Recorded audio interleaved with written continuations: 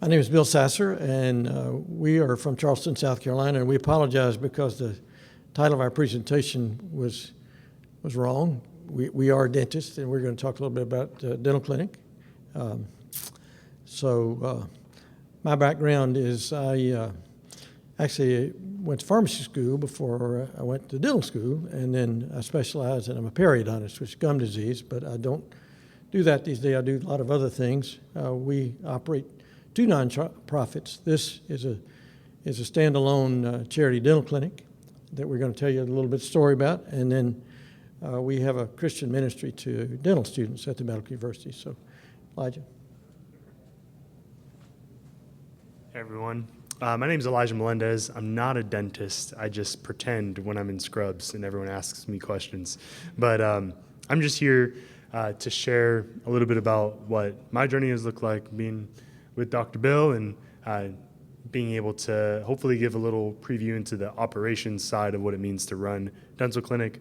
And as many of you know, especially on the just show of hands, who's entering into medicine or in a primary medical kind of space. Yeah. So the common question or the common thing I hear whenever I feel like the popular person in the room and say, oh, we do dental care. Oh, dental, that's such a big need. I'm thinking about adding a dentist, or we have one dental chair, but it's not really used. And so hopefully a little glimpse into how we operate and why we're operating the way we are can help answer some questions. I'm sure it will raise more questions than it answers, but that's a little on me. I'll let Dr. Bill kind of take it away. I'm going to do the first part of the presentation, and then Elijah's going to tell you how we really do run things. And actually, the nice part about having a small group, if anybody has any questions or something, just kind of raise your hand. Most of you probably realize that there are lots of people in this world that really don't have access to dental care. And this, you don't have to read the slide, but if you've not been to the dentist recently and don't realize what fees are, it's just a rough idea of what some of the procedures are. I think it's probably even higher than this in some areas, but anyway, it's extremely. We had to see people lose teeth, but sometimes we end up having to take them out because we just can't provide every service for everybody. And they can't afford that, primarily because of the fact that, again, this is just a statistic that seems to be pretty common, but there's a huge number of people that really can't withstand even a $500 emergency if the car breaks down or the refrigerator's not working or something of that sort. What I'd like to do is just give you a little bit of background about me and how I got involved in this sort of thing. One of the things that happens in old people's lives is that you can look back and you can see how God sort of orchestrated your life, even though you may not have realized it at the time. But just a picture of my wife. Most of you that are married realize that if you're a successful man, you have a very supportive wife behind you. I read somewhere that you probably have a supportive wife, and she may be rolling her eyes at the time. That anyway, I sort of hate to admit it, but I messed up the first part of my life because I made my work my God, and when you do, it's very easy to get out of balance with that. The good news is that there's no condemnation for those that are in Christ Jesus, and God fortunately gave me a second chance, and this my wife has actually traveled with me all over the world. Not too long after we got married 34 years ago was when we first went overseas for the first time. It was really an interesting sort of visit because I was so committed that I only was willing to go overseas for a long weekend rather than taking any more time than that off. But it was on that particular trip that God really began to do something in my heart. The best piece of advice I actually got at that particular point was that I didn't know what the future was going to hold, but the fellow who was leading the trip said, Bill, all you have to do is to sort of follow Abraham's example. God called him, gave him a vision, told him what was going to happen, but he didn't give him a roadmap. He had to take steps in faith in order to fulfill what God had in store for him. And that's sort of been the story of my life, and that is that I wasn't exactly sure what it was going to look like, but I decided that I didn't have to have all the answers. I just needed to take steps in faith. One of the things that defines communities and defines the community where we live is whenever there's a terrible weather event. And so in 1989, our area suffered with a major hurricane. And it was not long after that the first charity dental clinic in our community was opened. Over on the right over there, we actually operated for many years out of a single-wide mobile home, which was a little bit cozy, but it worked okay. Another major event in our community was when the Charleston Naval Shipyard was closed in the 90s. That was the largest employer in the area at that particular point. And a group of people that actually came together and started a small charity dental clinic in that particular region. Marty back here actually continues to do medical work on that same base, and he can tell you a lot more about it than I can. But the facility that was established in 1998 is the start of the place that we're operating these days. This was actually in a single-wide, or in a townhouse. We were, of course, only able to operate on the ground floor, and we had old equipment. We still had paper charts. We had to do our x-rays and dip them in the fixer and the developer and that sort of thing. But somehow or another, we managed to make it work. We even came in a couple of times, and the dental chair wouldn't work, and come to find out that mice had chewed through the wires and stuff. But anyway, we did that for a lot of years. Here's kind of an interior picture of that, and here's what we looked like, of course, during COVID. We managed to actually stay open, although we were only operating just one evening a week, and we did that for many, many years. It was really pretty easy, quite frankly, to round up evening volunteers, and we didn't have a terribly big expense, so it was all new to us when we decided that we'd have to start trying to do more. Anyway, the kitchen worked out fine as a laboratory area. And one of the things that we tell people on our international mission trips is that it's very important to have flexibility. And I would tell you that after having gone overseas probably over 100 times now, I'm still learning to be flexible. I like things to work, but doesn't always do like that. But one of the life passages for me is from the book of James, and that is that anyone who sees what's going on in the world and walks around and forgets about what it looks like is not doing what God would call them to do. And quite frankly, after that first international mission trip, that led to a second, to a third, to a fourth, and service both overseas and domestically has really been the second half of my life. We served in that little clinic in that poor neighborhood. The neighborhood wasn't great to begin with, but it certainly went down after the base closed. And I don't know why, I'm just a really slow learner. When I first went to that particular clinic, I thought this was one of the friendliest neighborhoods I'd ever seen because there were so many nice ladies on the corner waving at me as I went through the neighborhood. But I don't know at what point it was that I thought, well, we need to start doing more here because this particular neighborhood really has a lot of needs. And quite honestly, we're doing just enough here to really make us feel okay about ourselves when, in fact, we're just sort of scratching the surface of what the dental need was in that community. And so it was kind of around that time that I really began to envision that maybe we could do more than that. One of the things that often happens is at least I'll come up with a good idea and try to sell that idea to somebody else when, in fact,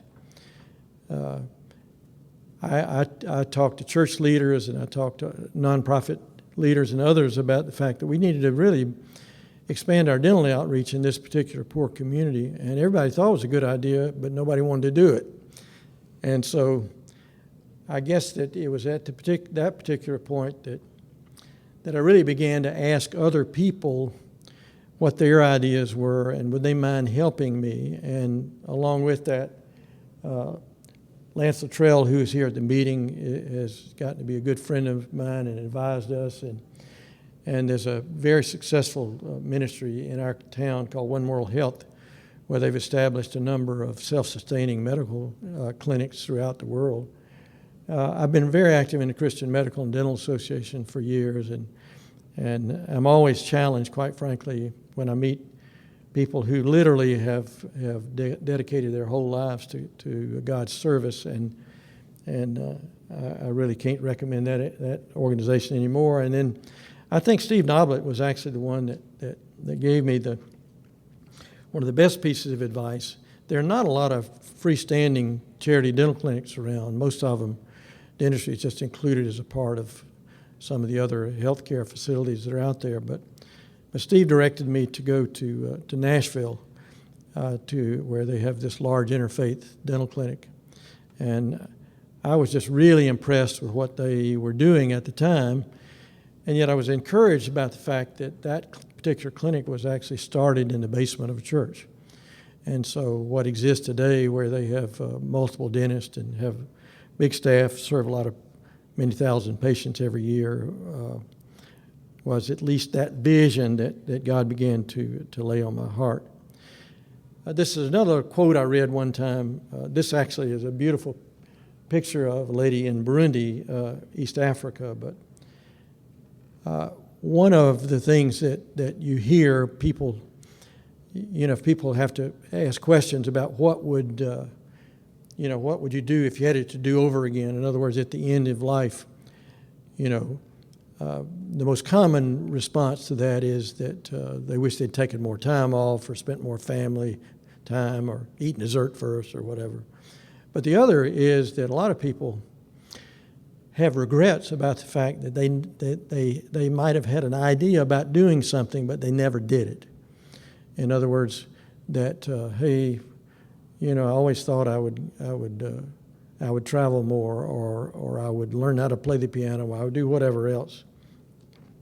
And yet, particularly in my life, this is very, very true, and that is that it's okay to dream, but you also got to make choices associated with those dreams. And what we are talking about today really is a net result of the choices that we made.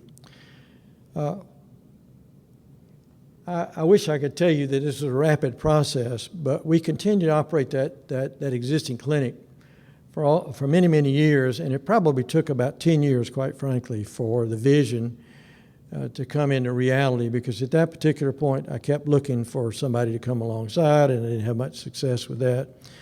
We began to look for a potential site for doing things. I had to get government involved. One of the things that when you start talking to people about the potential for giving, they all know somebody that you need to ask.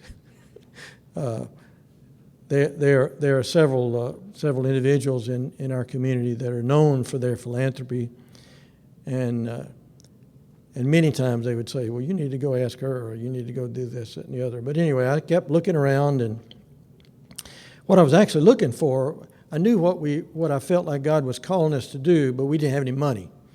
And so I was looking for somebody who would maybe give us a free building, or the government should do that, or whatever. You never quite know what God's timing is going to do, because the clinic that we were operating at the time was actually started by a network of Southern Baptist churches in our community, and the director of that particular organization was somebody that I talked to a number of times.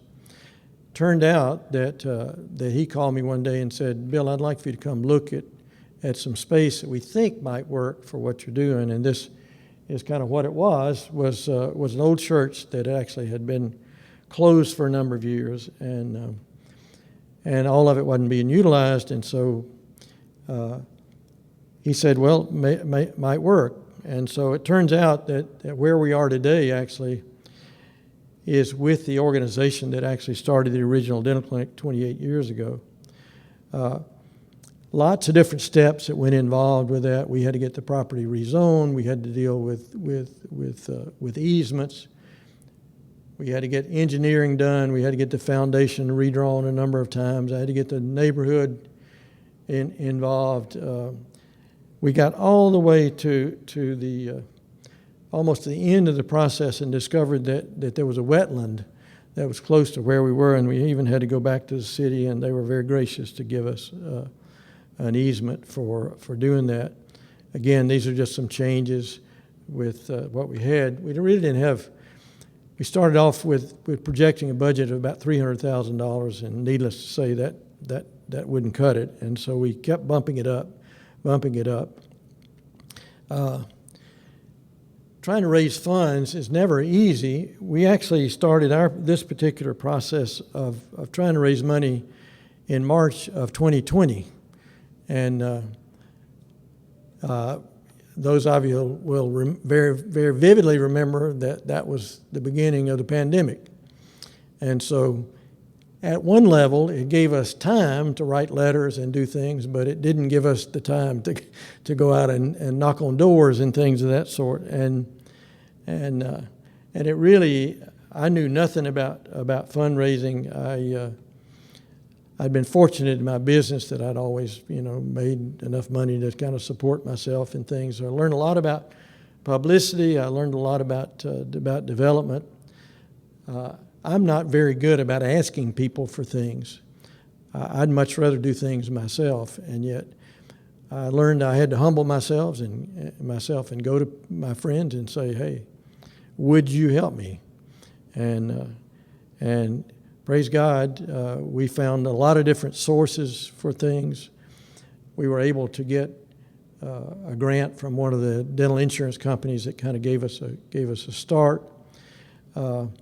We even learned of organizations like this, which is 100 women that care, that meet together every month, and they each put money in every month, and they interview different charities and things. And we were fortunate to get a check from those very nice ladies, and we have a number of different organizations in our town that contribute to us. We even have a local Catholic church that ties their weekly offering, and we're the recipient of that at least once a year. The more that we know God's Word, the more that we need to respond. And I heard somebody say one time that there are lots of parts of Scripture that aren't fully, that they're a little hard to understand. But he said that didn't disturb him nearly as much as the parts of Scripture that were very clear that we need to respond to. And of course, in Matthew chapter 25, has actually been referred to as the great compassion. It's very, very clear that whatever we do, the least of these, you've done to me. And in that particular regard, fixing people's teeth is not on that particular list of visiting orphans and those in prison and so forth. But I think that it certainly is implied, and we couldn't help but to do that. Let's see if you're missing something. There we go. Huh? You want to do that? Okay.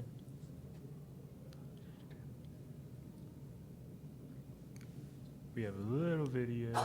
Yeah, a little short video that we could celebrate.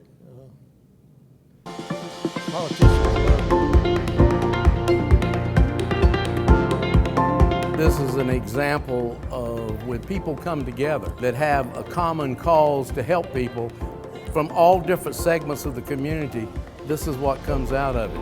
We will have a dental clinic here for those who can't afford to go to the dentist. It's meeting their people's needs other than spiritual, other than financial. It's meeting their needs, and then you open that door to help with everything else. I'm so proud of what's occurring here.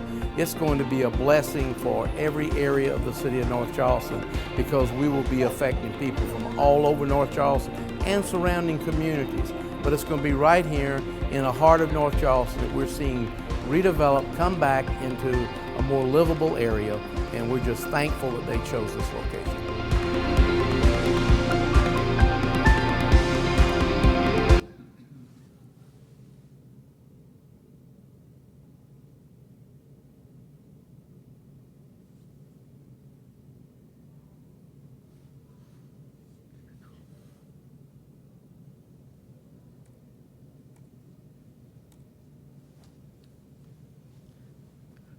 One of the joys of my life has been to hang around with young people. Our dental student ministry was started 25 years ago, and I like to say that it's a lot more fun to hang around with young people than old people, although I like both of them.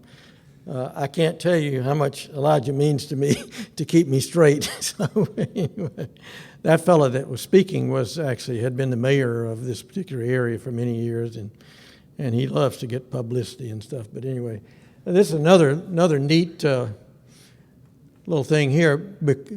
This is a group of dental students from our local dental college, and during COVID they couldn't have their big senior party, and so they were very kind to actually donate the money to the dental clinic, and it like I say, it's been kind of neat to be a part of them. Anyway, we finally got started with construction the fall of 21. It was only God's grace that we were able to do it. We ended up we started with a $300,000 goal, and actually ended up raising $800,000. And so these are just some photos of how we sort of added on to that particular church.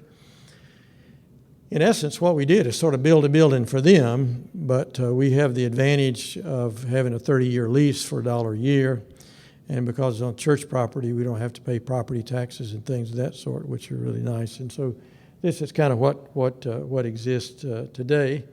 And I'm going to turn it over to Elijah because I can fix teeth, but I don't do all the rest of it. So I'm going to let him take it.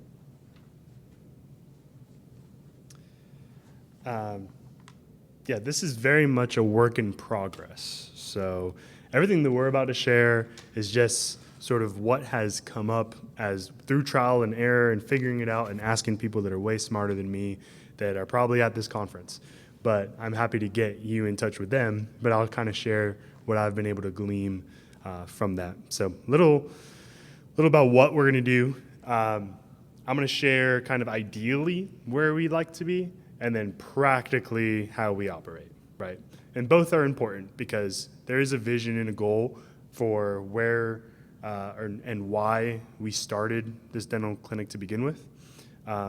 And constantly coming back to that goal and those values and that mission is a constant effort of ours, right? I just walked out of a different session where they said it's a good reminder that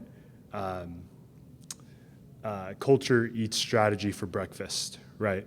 And so constantly reminding our staff and our supporters and our board and ourselves of what culture we're trying to create, what audience we serve, what mission we're striving for is important. So these are some of the things we're going to go over. This is the part where hopefully you can get some practical day-to-day information from it. First, a little about me. So this is my wonderful little family. We have 2 boys. We got Judah, who I'm holding, and then Malachi, who's next to him, and they are the best of friends.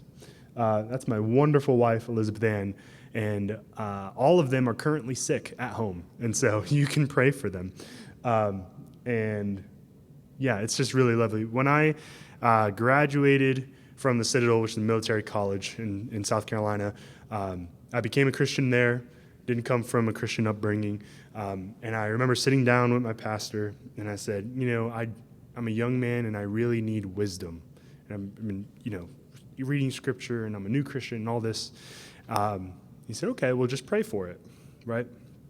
About a year later, met Elizabeth Ann, thought she was super into me. Turns out she was trying to avoid me, but I was like, oh, man, she loves me, and I love her. And so I proposed. She said yes, and then we got married, and then I very quickly fell into, oh my gosh, I thought we were going to be missionaries together, and now my wife wants me to clean dishes. What is marriage all about? So I went back to that same pastor, and he said, you remember you prayed for wisdom, and God gave you a wife, so you should listen to her. And that is kind of my story of just, I have another old pastor friend, experienced pastor friend, I should say, who says, the Lord works in mischievous ways.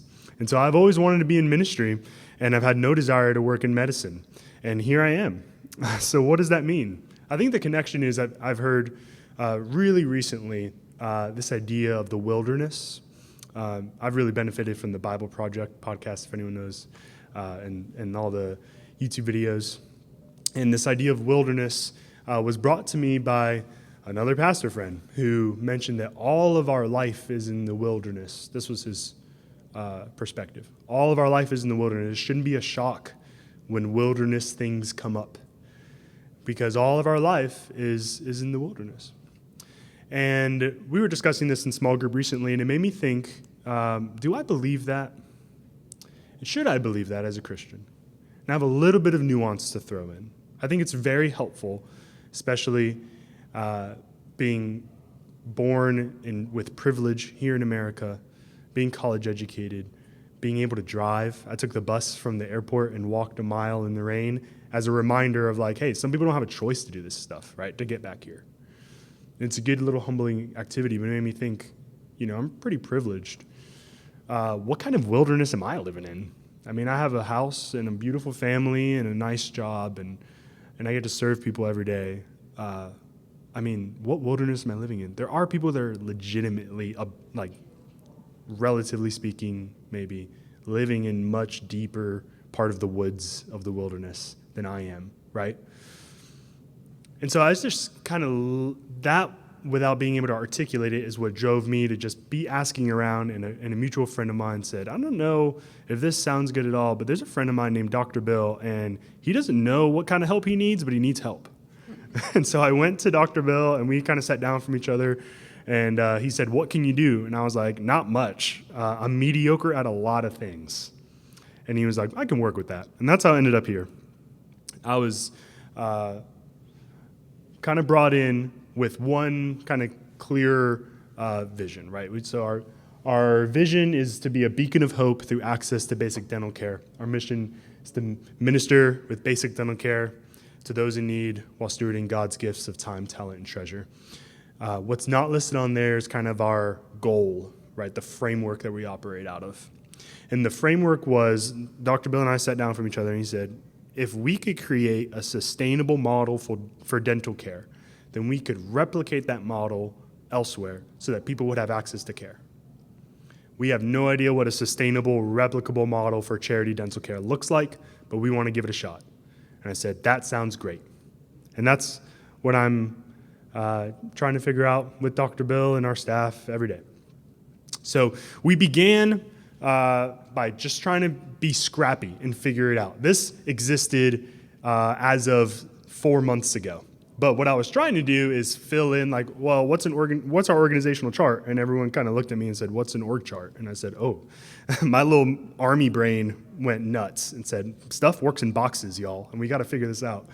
And so I was originally kind of a not very good dental assistant, and then a not very good front desk receptionist, and then a not very good medical interpreter. And as we thankfully were able to hire more staff, I kind of found myself in the development side and the fundraising and kind of the outreach side, and doing bookkeeping and kind of filling in the need, like all of you know, at small nonprofits.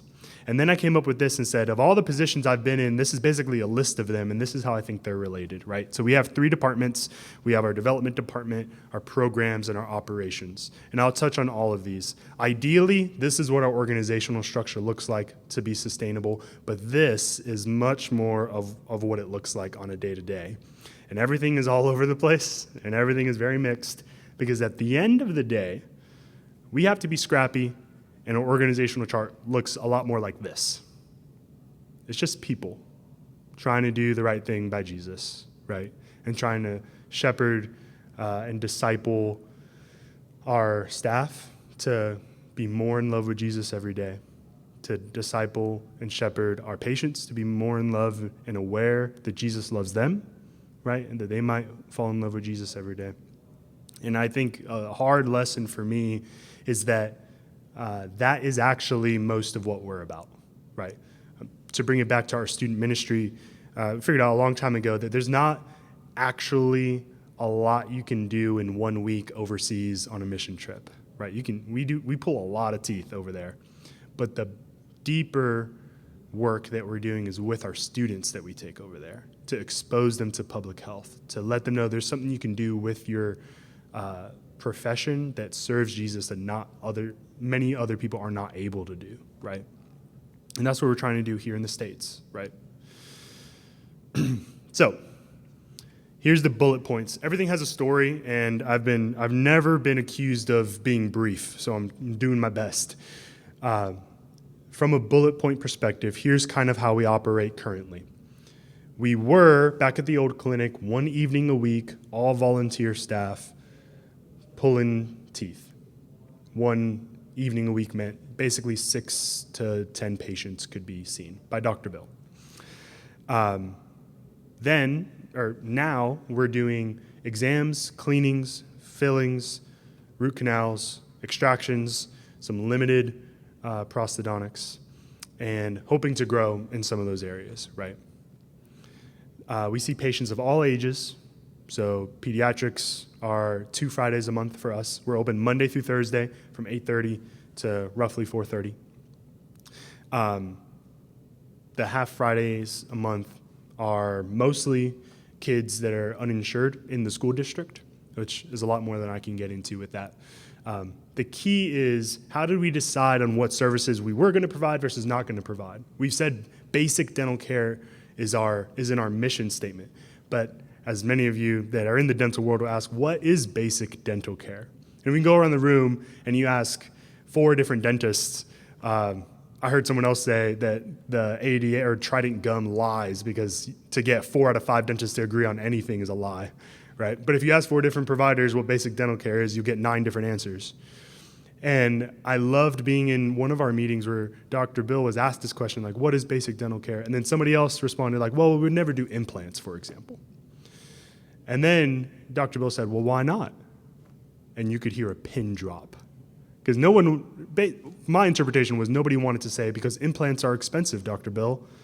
And the root cause of that was, well, poor people don't deserve expensive treatment. Is that what we're saying?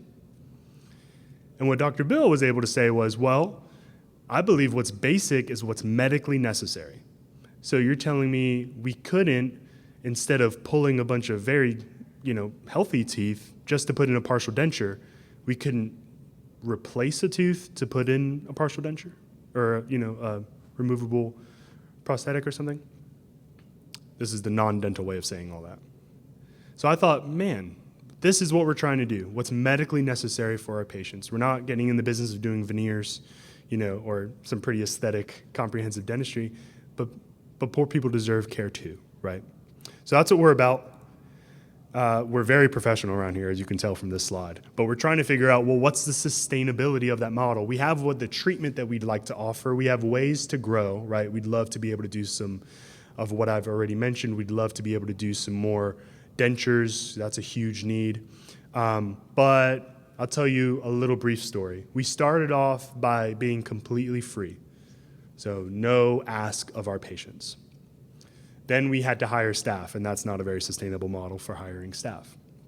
So then we said, well, let's suggest a donation towards the cost of care, which the little part of my brain that was trying to figure, I'm an English major by trade, so I was trying to figure out all this bookkeeping and accounting and all the rest, and I said, I don't think you can ask for a donation toward and then receive something in kind, and I don't know, it just felt kind of icky, and it was also super unclear for our patients.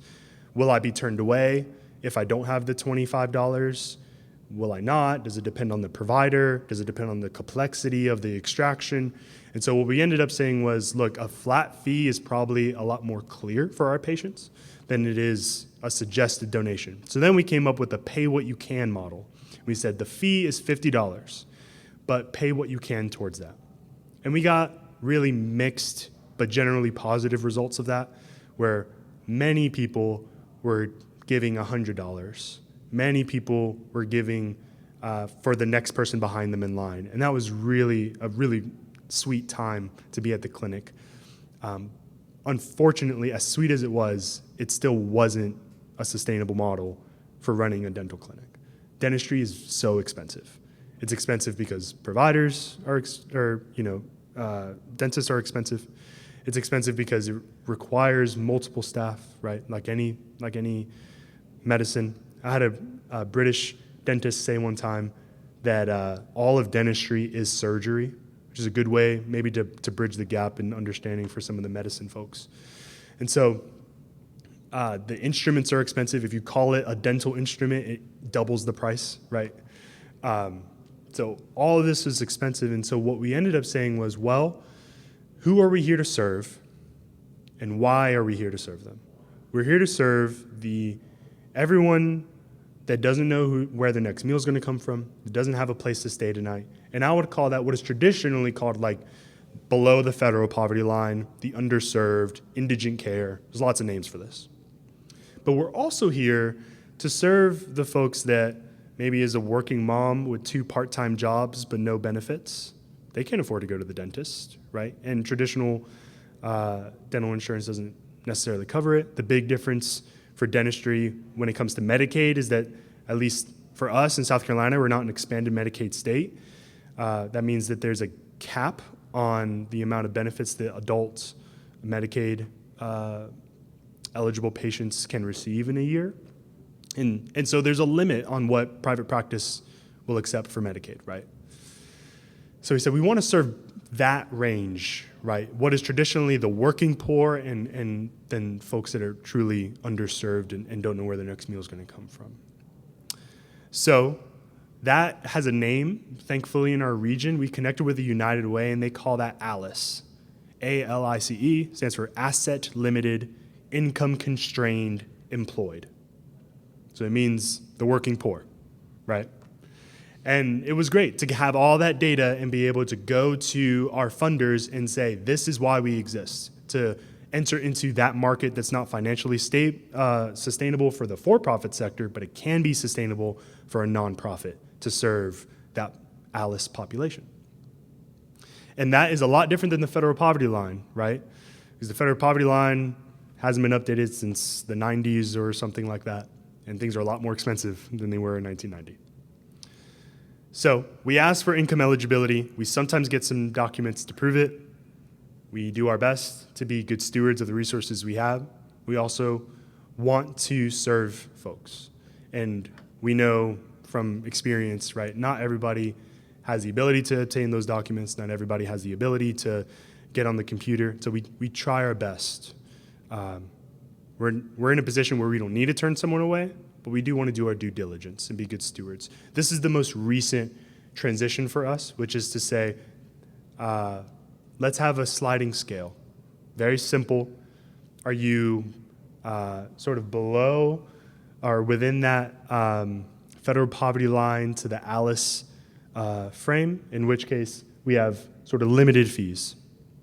And then we say, if you're above that ALICE threshold, but you still don't have the emergency fund, where any bad day could sort of, if someone loses their job, you don't have the emergency fund, you can't afford dentistry, and you don't have dental insurance, we'll see you. So that's we're open to suggestions on that, but that's sort of a non-arbitrary way that we're trying to implement a fair fee schedule that meets our patients where they're at. That's our clinic. One of our other programs we have is academics, right? Because we are lucky enough to be close to the only dental school in South Carolina, MUSC, and we have a relationship with them. It's been a part of our ethos to want to expose the next generation of dental professionals to public health dentistry. And so dental professionals doesn't just mean dentists. It means the dental assisting students at the local community college. It means the hygiene students at that community college. We want to expose them so that they might be our next employees someday, right? We have residents that rotate through as well. And this is where our volunteers really shine. Because from our experience, there's sort of two kinds of volunteers. One has retired from private practice and wants no business running another private practice, AKA coming on staff with us. But they really do want to train the next generation of students. And so we have those volunteers that are supervising dental students. We have some volunteers that are doing the work themselves as well. They would like to work 1 day a week if they can, maybe 2. Stay busy, stay active, but they would also like to go on vacation. So those are some of the volunteers we have. We have some specialists that provide care. So we have an endodontist friend that provides root canals and likes to bring residents in, the endodontic residents from MUSC, so that they can get some experience as well. Pediatrics is a huge connection for us with the pediatric dentist residents from MUSC. These are all ways that we're able to expand what we're doing. The last program we have is outreach. So I would, from the start, say if you are considering adding dental to your program, all programs should, regardless of what it is, dental or not, you should first consider, is there a need in my community? Okay, do the data not just anecdotally say, yeah, this is a great idea. And please don't do the thing where you find a grant that has a lot of money attached to it and say, oh, we could run that program because there's a lot of money in this grant. Please don't do that. Don't let the grant determine the programs. Let your programs determine what grants you apply for. But if there is a need, the second question is, are we the ones to fill it, or is there an existing organization that we can support? Because that's a better and more efficient use of resources. That's where we often go. So Marty Smith's in the audience. He does primary medicine at a free clinic. So there's no need there is a need, right? But we're not in the position where we need to add in a whole primary medicine component of what we're doing. If we can instead just support what Marty's doing at Harvest Free Medical Clinic and vice versa, right? That's a much better use of resources than if he was to add a dental chair, or if we were to add, or try and employ a primary medicine practitioner, right? So partnerships are huge. And then if there are no partners, then let's start discussing expanding services and resources. And that's a whole set of discussions. But the outreach perspective of what we're up to, it means we're going into the communities where people are, and we're actually asking them what they need, right? 47% of our patients speak Spanish primarily. Big difference when I was the person up front desk, especially in the political climate we're in now. We find it really essential to have someone who looks like the community that we're trying to serve, can speak the language, can build the trust. It's like hiring a young pastor at a church, right? Suddenly, like, all these young families start coming to that church. Same way in the nonprofit space, right? It builds trust. And so it's especially important for us in the community that we serve. For the sake of time, I'm going to quickly talk about fundraising, because fundraising deserves its own little breakout session. But if you would like to grab a coffee with me or whatever, I'm happy to jot notes down on a napkin, because that's how I first learned how to do fundraising. This is a standard donor pipeline, right? So it's basically adapted from marketing and from sales in for-profit world. This is very helpful. It works as a good framework for how to fundraise. I personally think it works more like this.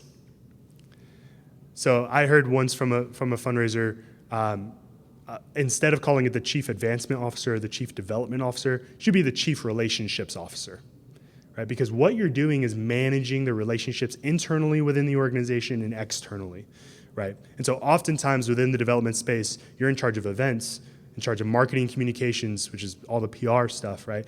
You're in charge of the website. You're in charge of grant funding. You're in charge of being the external face besides the CEO, right? So here's 5 quick takeaways. People give to people. Never forget that. Even if you're applying for a grant, there's going to be a person that reviews your application. So get to find out who that person is. Send them a thank you postcard after you receive the grant. Take them out to lunch. People give to people. Grants will generally give you stuff. People will usually fund a position. It's very rare, I have found, to find a grant that wants to pay for operating costs associated with overhead. I mean, they want to give you a thing, So that's fine. Just make sure you have the right ask. Development's a team sport.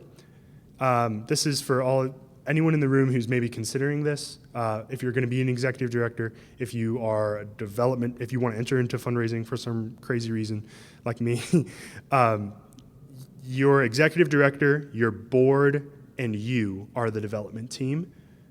So please, please, please make sure it's not just put on you. And if you're an executive director, don't just think by hiring a development officer, you no longer have to do fundraising.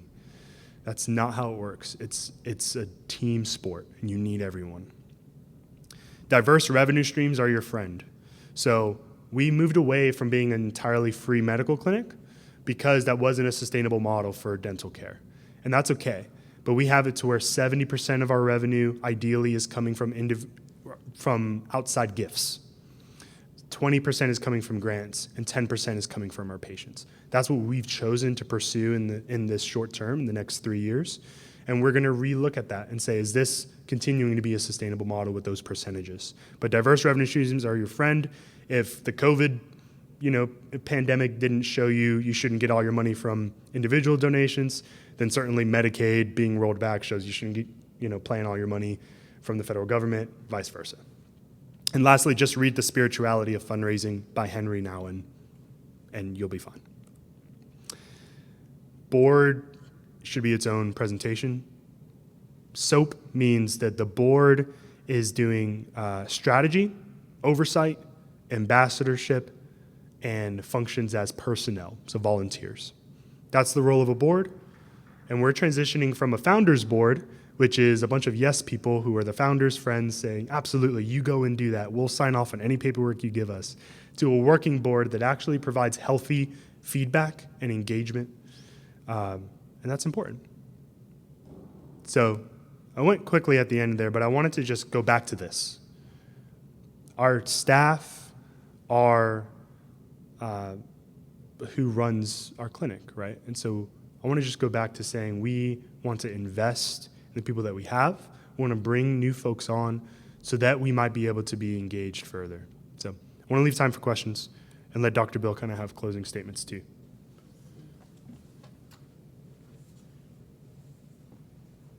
One of the things that has been significant in my life, quite honestly, is being a part of organizations like this and CMDA.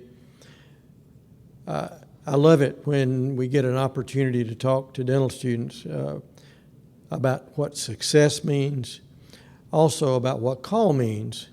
And quite honestly, I heard somebody say one time that call really is basically equal to a need plus ability plus availability.